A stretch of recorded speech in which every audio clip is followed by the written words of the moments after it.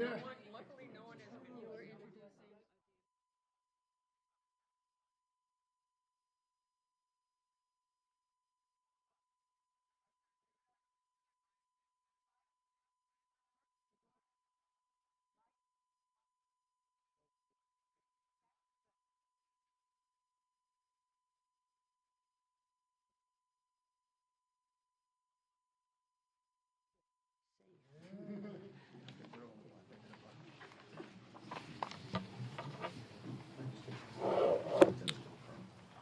Okay, ladies and gentlemen, do you want me to speak into this, or is this in a good spot? Just where it is, right? Okay, good. You tell me when we're ready, and we'll get started. We're ready. Everybody ready? Okay, good. Everybody looks good? Okay. Good afternoon. My name is Maria Sachs, and I am the mayor of Palm Beach County. The officials standing here with me have very important information to share with the people of Palm Beach County. Before Hurricane Milton made landfall on the west coast of Florida, a series of tornado warnings were issued. And just about 24 hours ago, thousands of residents were in a dire situation, watching and experiencing a terrifying tornado traveling south to north through the Wellington, Loxahatchee Groves, Acreage, Palm Beach Gardens, and Jupiter Farms area. Close to 1,000 individuals sought refuge in our 7 shelters overnight. Tomorrow, county operations will resume. Libraries, PalmTran service, and senior activities will be back in business. Check in advance for county parks and beaches, as they may be in recovery mode. Now, I'd like to turn our attention as I introduce Incident Commander Deputy County Administrator Patrick Rudder to give us all an update on damage assessment. Mr. Rudder. Thank you, Mayor, and good evening, everybody. Been a busy day for our staff out there on damage assessment. We have had a number of crews out doing evaluations of property. We've seen almost 16,000 properties, doing damage assessment for them in unincorporated Palm Beach County, doing those initial assessments. We've also been taking the information from our cities, and certainly you've all seen a lot of pictures and videos of whether it's Wellington or Palm Beach Gardens. They've been doing their own assessments as well. We work with that information and take it in, aggregate it here at the Emergency Operations Center in our system. So I've been working with our cities very closely. So it's been busy in that regard. Engineering and Public Works also started our morning early, checking our roads, checking the signals, our intersections, et cetera, making sure everything was safe. Been out there all day working that and bringing everything back up to normal. So been a lot going on, been a very busy day, been a productive day. So thank you for that, and allow me to introduce Sheriff Rick Bradshaw. Thank you. Hi, folks. So what I did this morning was I went out there to Wellington area, which got hit the hardest. I went up in the copter, and I wanted to get a view of the entire area so we could be sure that our deployment of assets and personnel is what it's supposed to be. I can tell you this, it's a lot more extensive than you get the idea of it is when you're just driving through. You just see a couple places. When you see the devastation from the air, it's amazing. It looks like a war zone. The deputies did a quick assessment of some of the harder hit neighborhoods of about probably 200 houses, and I was just reading through it. Most of it says uninhabitable. And I can tell you why, because the places that I saw looked like it was an atomic bomb blew it up. So right now, you know, we went through the stabilization mode for us. That was getting out there, making sure everybody's safe, going through the neighborhoods. There were some areas the deputy couldn't drive in. They got out and just walked into the areas because we wanted to make sure everybody was safe and get them the assistance. So the stabilization part is over. Now it's a safety part to make sure that the neighborhood is going to be safe, because unfortunately we got people that will come to the areas to take advantage of people that are not there because they can't be there and think that they're going to loot stuff. So I'm going to tell you right up front, if anybody's got that idea, Don't do that, because we're going to be there, and if you don't live there, don't come there. If you're just driving around, we're going to stop you, and you got to prove you live there, or you're going to come stay with us. I can tell you that right now. So we're going to make the place secure. I don't want people to worry about their belongings that they had to leave behind, but we also want to make it safe for them to come back and do what they have to do for recovery. So we're right now doing a couple other searches with our drones in some areas that we thought we couldn't get to because of the damage. I don't think there's going to be anything there, but we want to make sure. But our main emphasis now is safety.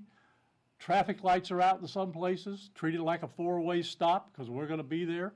So just pack your patience. If you don't live there, don't go there, and we'll get through this. Thank you. I'll introduce the fire chief, since he's my friend. I'm sorry, Patrick Kennedy, fire chief. Sorry, Mike.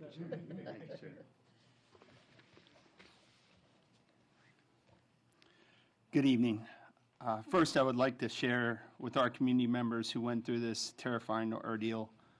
My heart, Palm Beach County Fire Rescue's heart, goes out to all those that are affected by this terrible storm. I know many of you hid in your homes, many families with children, while tornado warnings were popping up all over the county.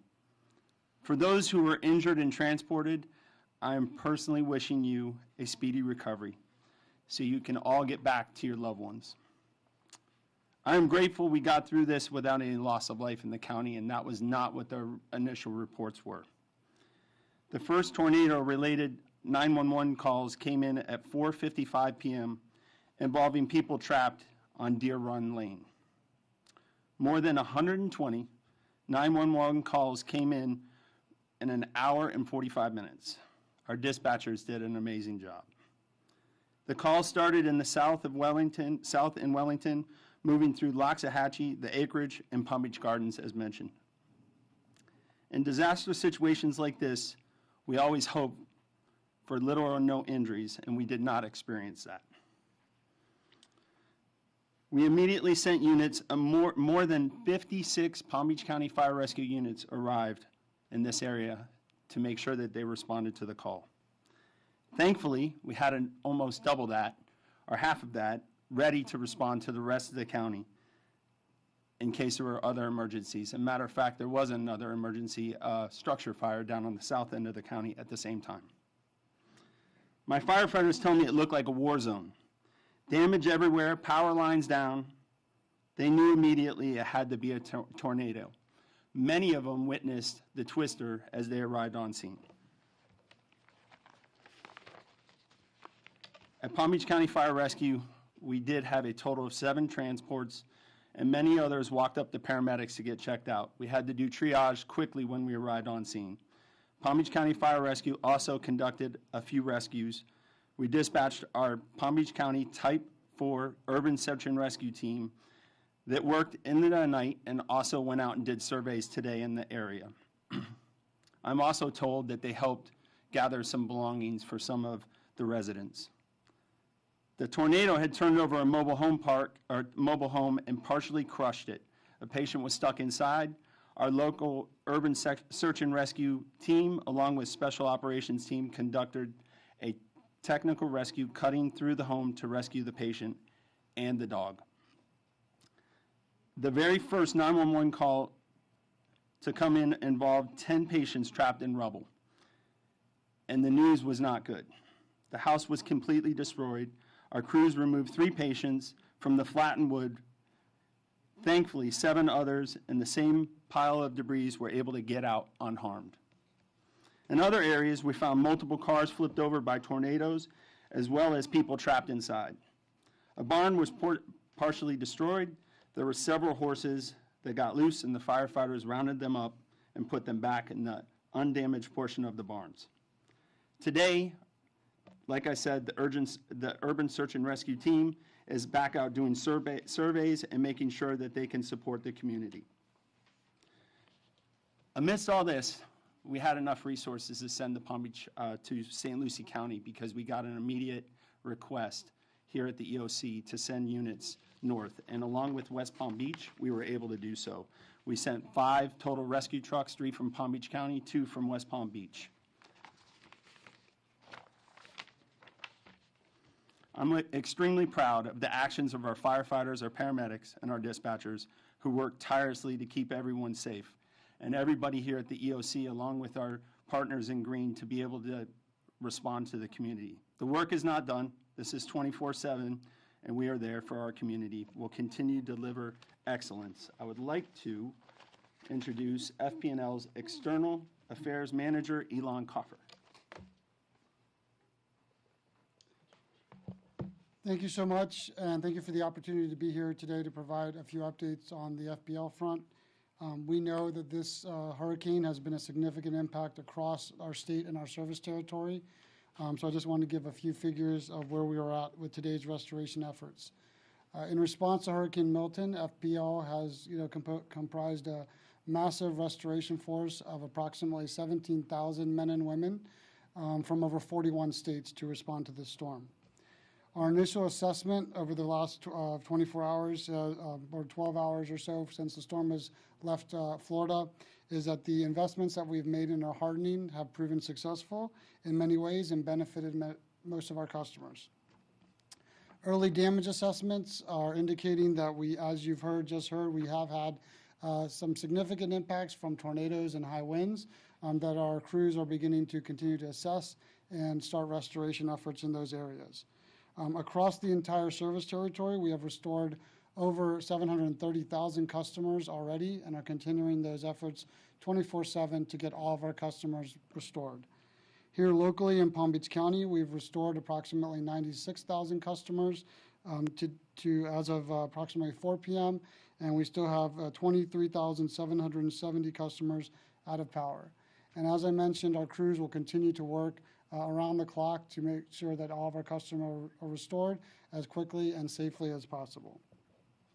We know how difficult it can be to be without power, and we don't take that lightly as we continue our efforts to restore everyone. But we do want to make sure that to everyone out there, safety is of top of mind, both for our customers as well as our crews. We encourage you to listen to your first responders, listen to your local government officials when it comes to their warnings and instructions on local safety, and we'll continue those efforts to make sure that all of you get power as soon as possible. And thank you for your time. And I want to introduce Superintendent Mike Burke to come in. Thank you. On behalf of the entire school board and school district, our thoughts are with all the families impacted by Hurricane Milton. Our assessment and recovery teams were out early today. They've been working hard all day to survey our 182 school campuses. And while most of the county is in good shape, we do have some areas that were very hard hit by those tornadoes. At this time, we're still working through some power issues and some HVAC air conditioning issues. So in the abundance of caution, we are going to keep schools closed again tomorrow. So schools will remain closed on Friday, October 11th. We will have a pre-scheduled teacher workday on Monday, and then students will return on Tuesday, October 15th. Just want to thank all of our employees who've been working hard to get schools ready. I think this extra time and the long weekend will make sure that we have every safety precaution, everything addressed, fully addressed when we reopen to our employees on Monday and our students on Tuesday. And in the meantime, I apologize for any inconvenience this is causing our families. I know a lot of families have to get back to work, but we really had to do what was best in the interest of the safety of our students and our employees. And as a large county, 2,300 square miles, we have to consider we have thousands of bus stops. And we have to consider everything from the kids, what they're going to experience potentially early in the morning, waiting at those bus stops, to walking to school, to riding their bikes, to parents commuting.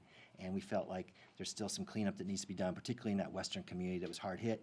We also had some of our own employees that were heavily impacted by the storm. So this long weekend will give us a chance to really regroup and make sure that we are ready to go next week.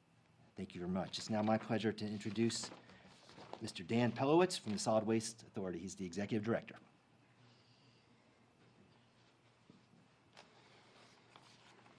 Thank you very much and for the opportunity to be here. My name is Dan Pelowitz, the Executive Director of the Solid Waste Authority of Palm Beach County. All Solid Waste Authority facilities will be open regular business hours tomorrow, and collection will resume in the unincorporated area with regular Friday collection service. Our assessment teams have been out and identified several significant areas that were impacted by the tornadoes. This is clearly not a typical hurricane debris situation. Most of the unincorporated area has been minimally impacted by these storms, but the areas that have been impacted, those localized areas, have been impacted significantly. So we're asking residents who have minimal damage or are minimally affected to treat this as business as usual tomorrow and going forward. Place your garbage, yard waste, and recycling at the curb within the guidelines so that we can focus these additional resources we're bringing in on taking care of the people who really need it.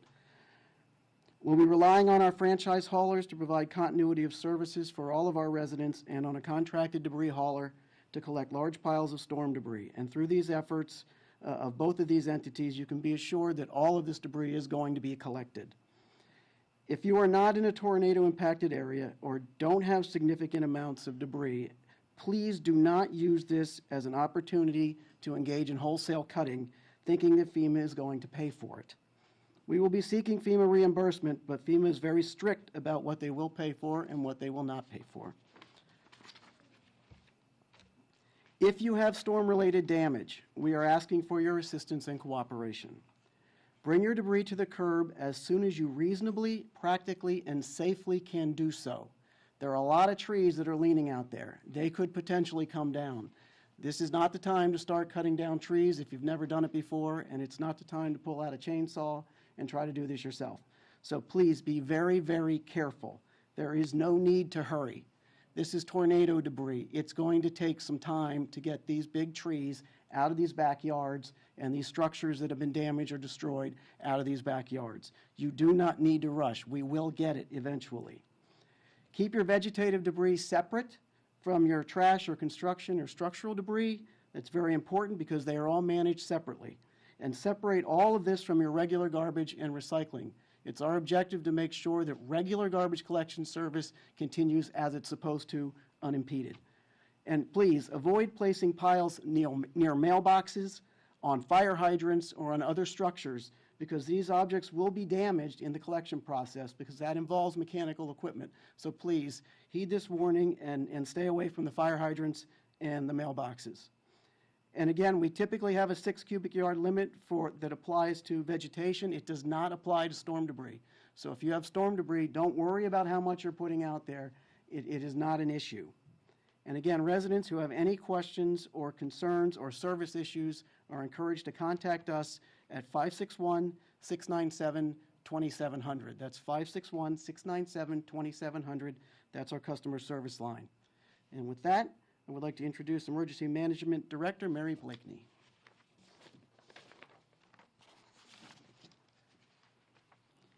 Good afternoon, everybody. We have been in constant communication with our local and state partners here at the EOC during this time. And we've been working to fill any of these local requests that come from local partners as well as state partners, and we'll continue to do so. We've been working and coordinating information that will be essential for our community's recovery. And we will continue to convey key information to our state partners regarding our recovery operations. One of the key partners throughout this whole process has been our National Weather Service. So they have been key since the beginning, providing us timely information and important information that helped us get to our decision-making process here at the Emergency Operations Center. So now I want to introduce you to the meteorologist in charge of the National Weather Service in Miami, Rob Moeda. Thank you, Mary. Yesterday was a pretty remarkable event, regarding the number of tornadoes that we saw across the area. One of the more prolific tornado-producing hurricanes, at least in my memory. We're still going to be evaluating the numbers to see exactly where this ranks, but nevertheless, I think from what we've heard and what we've seen out there, the damage is certainly very significant. We just started doing the storm survey today. We've been in the Palm Beach Gardens area and in the acreage, and certainly that damage that we've seen is consistent with what we think is an EF3 tornado. So we're talking winds that could have reached at least 140 miles an hour. So for the state of Florida, especially for South Florida, that's that's pretty much on the high end of what we've seen here historically in this region. So we're very thankful that there are no injuries. And I think that's a testament to the great work that everyone here and that the EOC is doing, all the first responders. And our staff worked really, really hard throughout this event, especially yesterday. That's one of the most intense forecasting environments that I've seen, in my over 30-year career, where just, nonstop warnings. I think we issued a total of 55 warnings in the South Florida region alone. In the state of Florida, over 100 tornado warnings were issued, and at least 9 here in South Florida that were actually confirmed tornadoes, including the ones here on Palm Beach County. So just again, I just want to reiterate our appreciation to Mary and her team, and to everyone here, everyone in this room, everyone in this building here who's working long hours to make sure that everyone's getting the information they need to stay safe. Thank you. Okay, we're very pleased with everything that has gone on. We have been tested here in the county.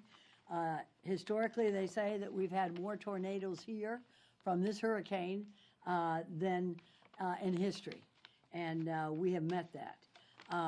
We are now closing, and I am thankful for everybody here who participated in this today, because I have to say, Palm Beach County was tested, and we met the challenge. From our firefighters to our law enforcement, everybody was here, our shelters. We have had no loss of life from this horrific weather episode. So everybody at the Emergency Operations Center, staff at the shelters, all of our partners, to ensure that our residents would be safe. And ladies and gentlemen, we owe a debt of gratitude to the men and women who run into a storm at our most vulnerable time in order to rescue our fellow residents. I'd like to thank the Palm Beach County Fire Rescue Urban Search and Rescue Team for the incredible work that they've been doing responding in our county and aiding our partner counties at the same time that they're helping other counties as we should. As Floridians, they have also been taking care of our residents here in Palm Beach County. We appreciate the State Emergency Management Director's acknowledgement of all of our efforts, and we look forward to making sure that our residents are as safe after this storm as in preparation for. Many people have said that most people are injured in the cleanup than they were in the preparation. We were prepared, we met the challenge, no one has loss of life, and now we want to make sure that everybody heeds the warnings of everybody who are surrounding me today, that we do the cleanup in a very safe and effective way. And now I will take any questions that anybody would have. I have a few. Steve King, WPBF, Channel 25 News. And I'll just ask some questions, and whoever needs to answer, that's fine. All in all, how many structures were damaged? About approximately. Mary, do you have any estimation? Good. Okay, our commander here. For unincorporated Palm Beach County, the ones that we've evaluated specifically, we're probably close to about 100 in various stages, and that's just from an initial damage assessment. We're still getting the information in from our cities who are conducting their own assessments, so I don't have that final information available. Any schools, hospitals, or any other critical infrastructure damaged? I know Superintendent Burke, you mentioned the schools, there's some power and HVAC issues, but any schools, hospitals, or any other critical infrastructure damaged? Mr. Burke? No, our schools are structurally okay. Just we've been clearing trees, that type of thing. It's mainly just getting the power back and making sure the HVAC is working. Thank you. But regarding hospitals or any other critical county? From what we have heard, none of our hospitals have been impacted by the storm or by the tornadoes. And I know you said 7 people transported to the hospital in the county. Any information you can share about the severity of any of those injuries? Well, do we have any report about, when you think about the severity of these tornadoes, 7 is a very, very good number. Go right ahead, Ken. So that was 7 for the area out in the western Palm Beach area. So that was 3 trauma alerts and 4 transports to the hospitals. And then regarding search and rescue efforts, are those all finished? I know the word surveys was used. Is it confirmed that there's no more search and rescue efforts underway at this moment? In other words, everybody's been accounted for? Correct. Crews were out there all day. I have not been notified if they're completed, but I have not heard of anything further other than what I already reported. Still no curfew tonight, Sheriff? No. And sorry if this was already asked, but regarding people applying for FEMA assistance, what should they know about that process? We will have okay, come on in, Mary. Sure. Right ahead.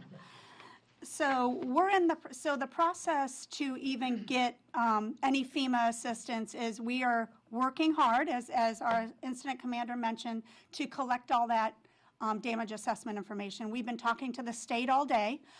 They are collecting the damage statewide.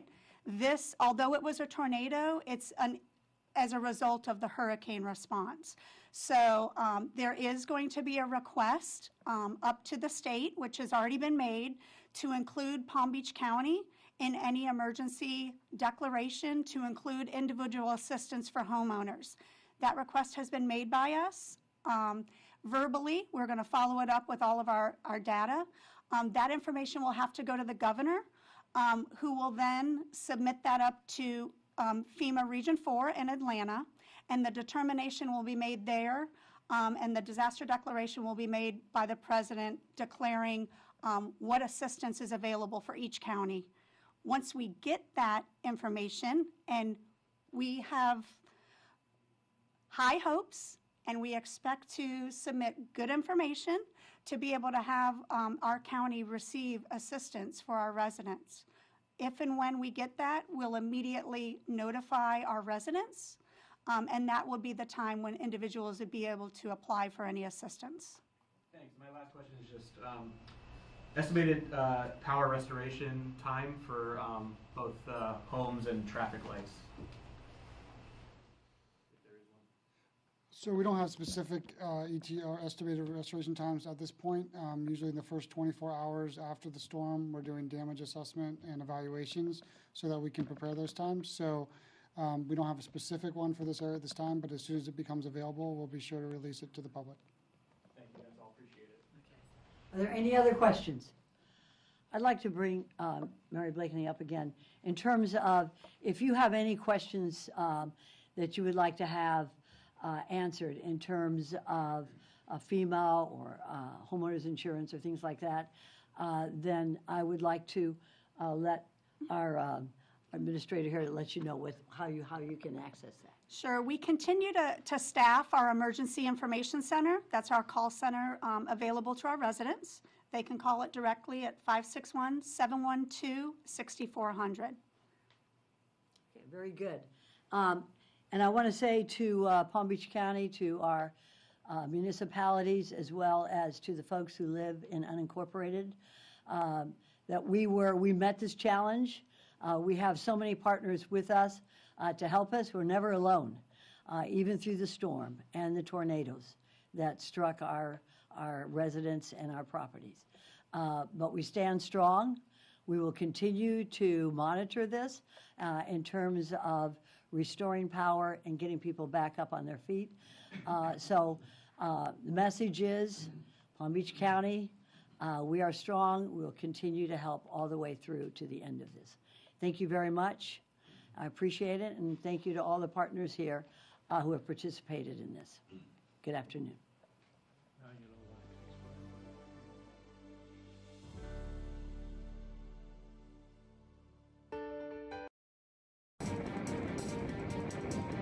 Any event that we have, a hurricane, tropical storm, any other emergency event, it's a great deal. If you are one of the 60 to 70% of individuals in the United States that live paycheck to paycheck, then start making choices where you may go out this weekend, next weekend, and change from fresh fruits, fresh vegetables, fresh meats to maybe canned fruits, canned vegetables, and canned meats, so that if you have to evacuate, you go with that same grocery bag, go right back to your your pantry and bring those items off the shelf, and now you have your preparedness kit